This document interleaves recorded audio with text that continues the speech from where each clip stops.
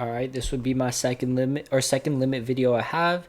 If you haven't watched a video before, I'll probably start with that first. Kind of gives a little introduction on what this project is. So we're going to jump straight into it, right? Today we'll be learning about infinite limits and a property of limits, right?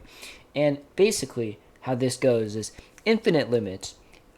Sometimes when there is what we call vertical asymptote, which is basically a line that the function never crosses, what happens is it'll approach either positive infinity or negative infinity when x approaches that vertical asymptote. And it would look like what we see here on the right. It'll look like this graph is just going straight up, and we assume that it's just going to negative infinity or going to positive infinity because it never touches this line. This one, it goes straight down. We assume that's going to negative infinity. Which is pretty simple. It's the same thing as from before, except we're just adding in positive and negative infinity. But what we haven't learned is these, which is the negative from the negative and positive side. Well, this little negative kind of looks like an exponent. This little negative on the top right-hand corner is basically saying as it approaches -2 from the negative side, from the left side. So what we do here, we see what it approaches from the left side, and that would be positive infinity.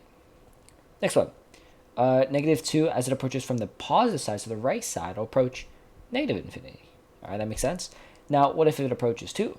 Well, remember what we said before, right? If it approaches different values, it doesn't exist. From the left side, from the negative side, it approaches negative infinity. From the right side, positive side, it approaches positive infinity.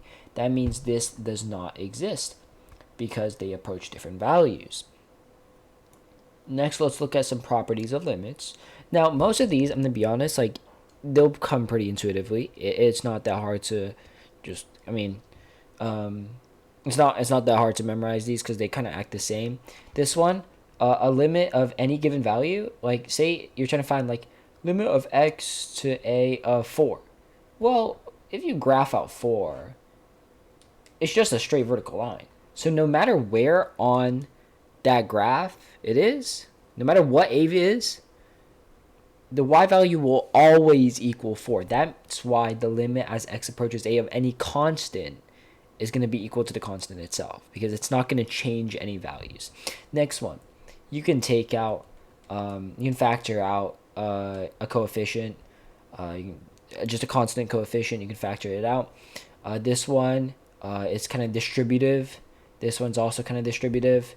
This one's distributive, and this one you can have the exponent. You can factor out the exponent basically. So each of these kind of work the same. It's not that hard to remember, and they're pretty intuitive.